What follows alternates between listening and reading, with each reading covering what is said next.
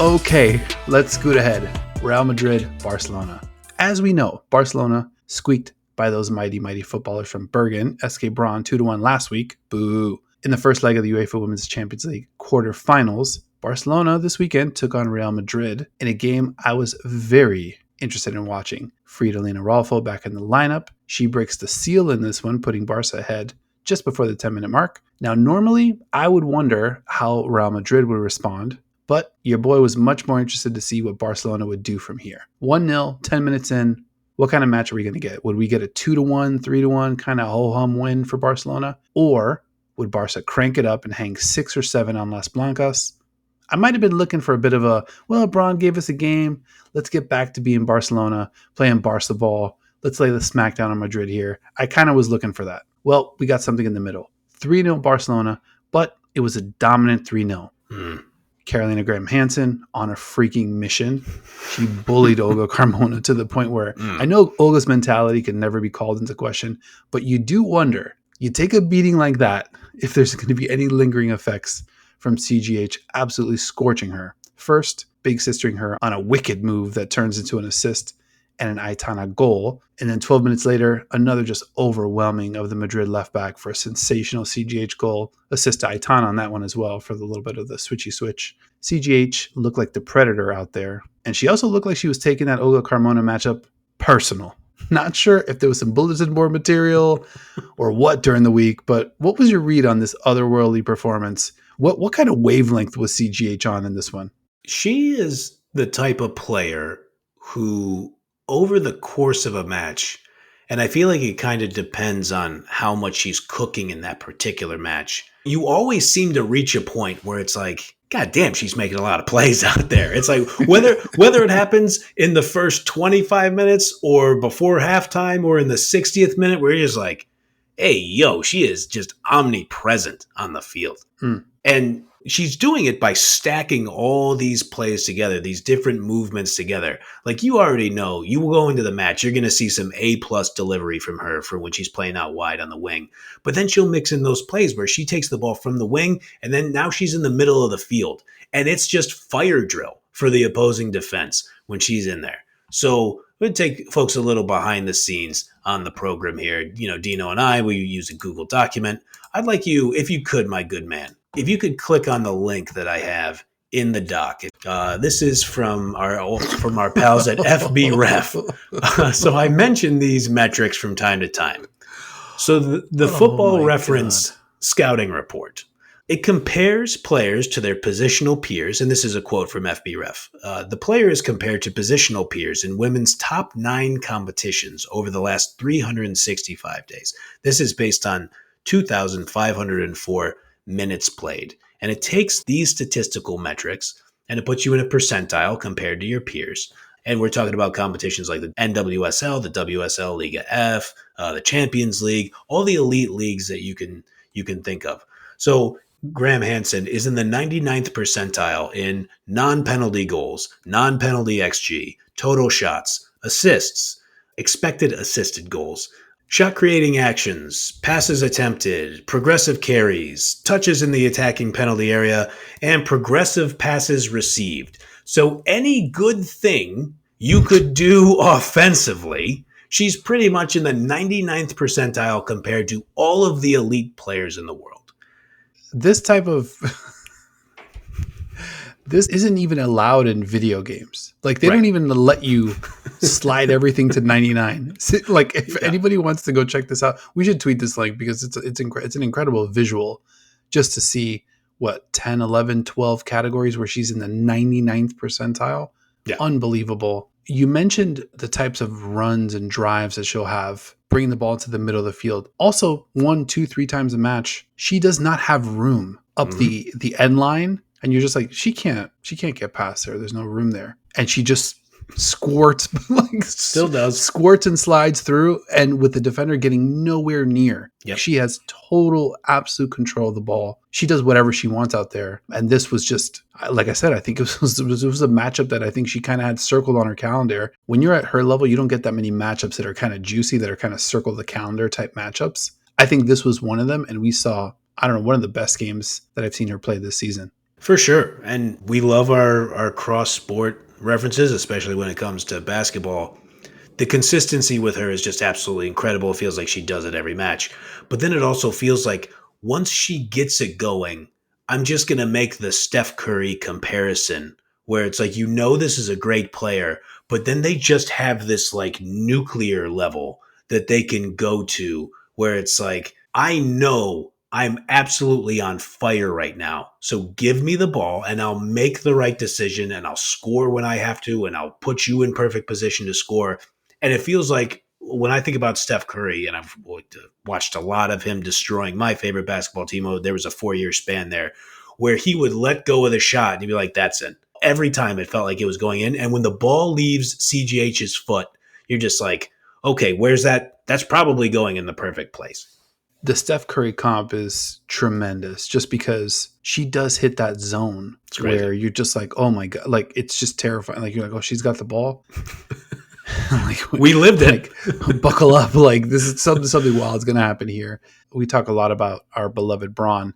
This is going to be a matchup coming up this week when Barcelona host our favorite bullies from Bergen. We're going to see if it's possible that Carolina might be doing some bullying of her own this week. Hopefully not. We'll keep an eye on that. Had a couple more thoughts on this one. My first thought, CGH, obviously, in the conversation. Aitana Bonmati, Sama Pariuelo, all three, for me, in the best player in the world conversation.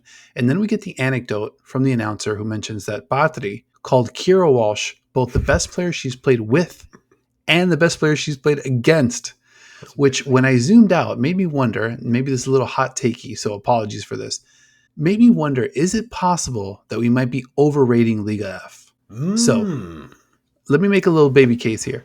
We know Real Madrid have good players, big name players, but when you really think about it, this club's only been around 4 years as Real Madrid and only 8 years if you count their existence as CD Tacon before the two sides merged. Yep. We watched Real Madrid get knocked around Champions League group stage, only managing a single point over 6 matches. So I do wonder if it's possible that Barcelona's edge may be dulled a little bit from kind of weak Liga F competition, if we're being honest about it. And if Real Madrid is truly the second best team in Liga F, where they sit 6 points ahead of Levante, I don't know. I think I can make the case pretty comfortably that all 7 Champions League teams that are not Barcelona are better than Madrid right now. Braun, most certainly better.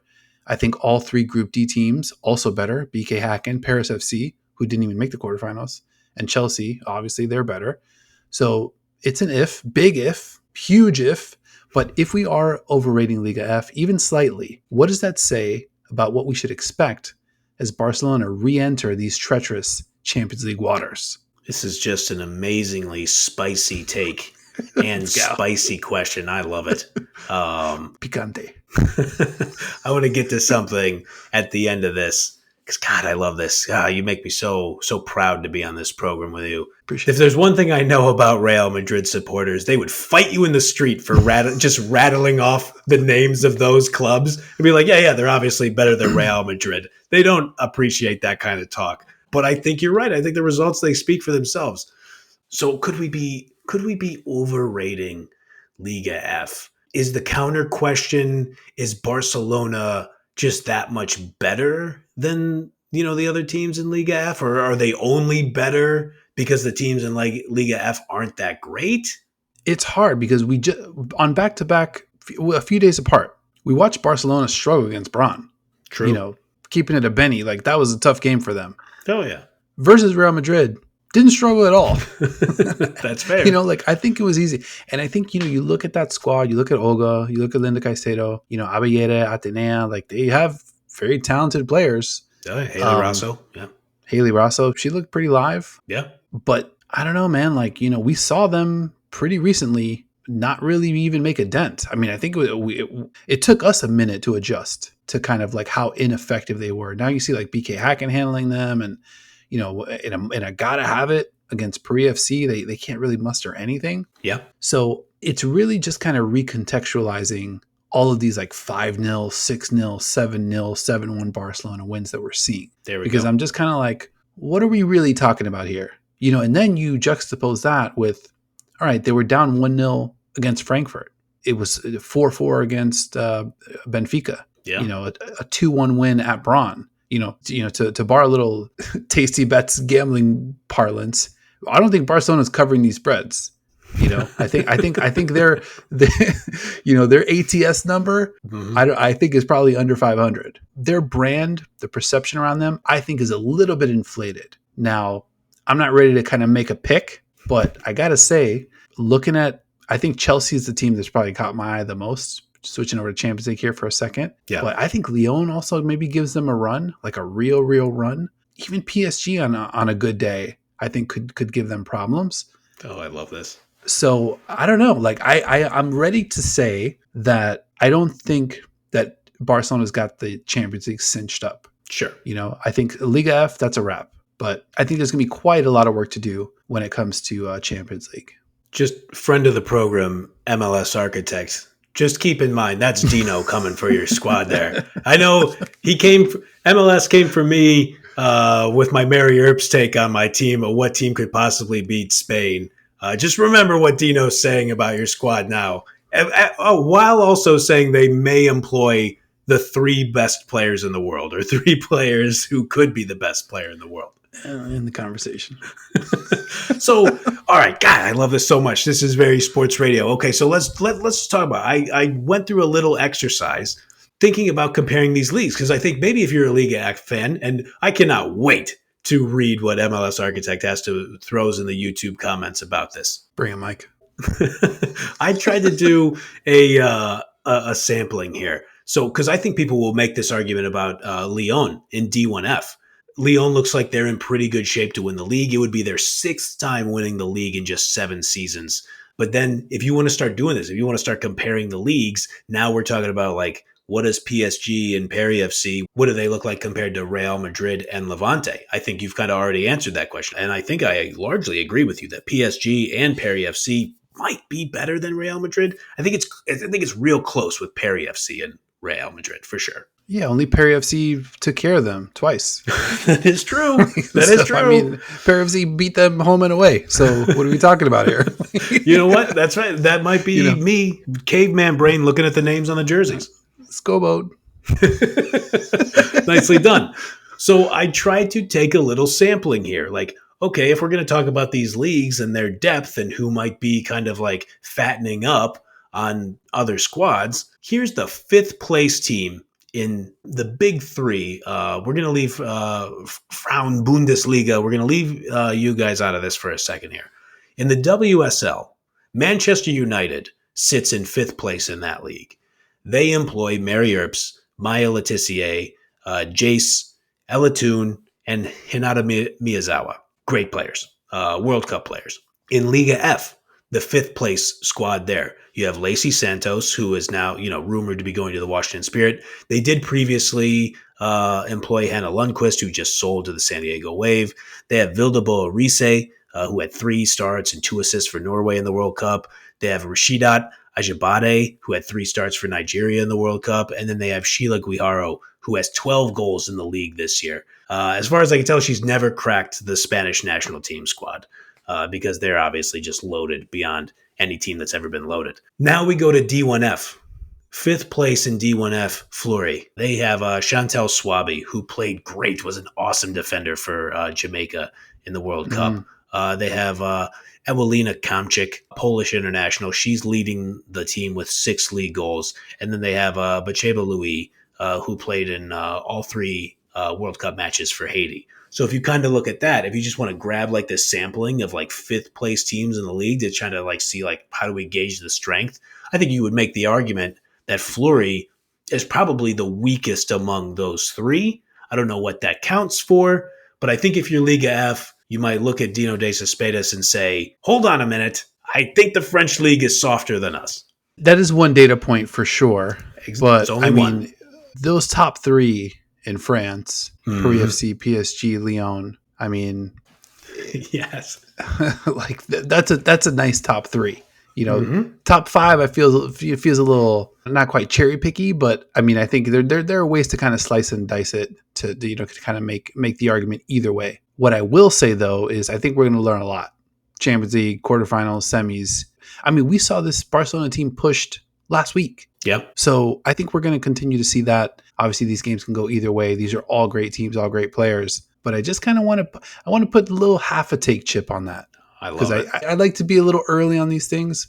I'm just calling it how I see it. So to our favorite architect, be easy on your guy. We're just we're just out here trying to share some of these takes. Either way, this week we scoot around the NWSL a little bit. Talk about your Seattle Reign traveling to Chicago to take on the Red Stars. My Orlando Pride locking up with Angel City. San Diego taking on the KC Current. We also take a little trip into the news. And later this week, we're going to recap all 4 of this week's UEFA Women's Champions League quarterfinal second leg matchups, including the aforementioned Barcelona taking on our beloved SK Braun. Their chance to shut me up. We will see how that goes.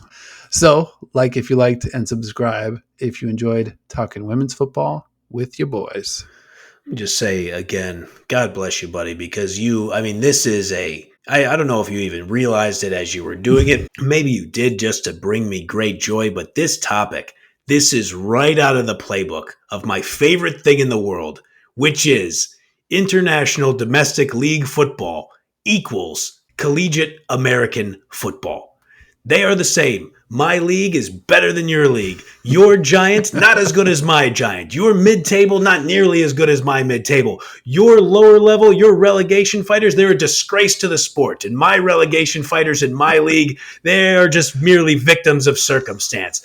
I hope anybody who understands this, you're probably as much of a weirdo as me and Dino, is that I want anybody who's a fan of Barcelona to look at Lyon and say, they ain't played nobody, pal. Because that's how we fucking compare sports leagues in this country. Oh, God. Oh, my God. Oh, so good. So good. Yeah, last thing I'll say, if any of those Real Madrid fans do want to fight in the street, your boys, we're out here. We're out here. I got your back, man. Come out to Orlando. We'll throw it around a little bit. We'll go catch a Pride game afterwards, have a beer. Your boy's up for that. Proper football hooligans. If we could be the Paul Feinbaums of international domestic league women's football, I feel like that's good enough for us. And so we'll see you guys next time.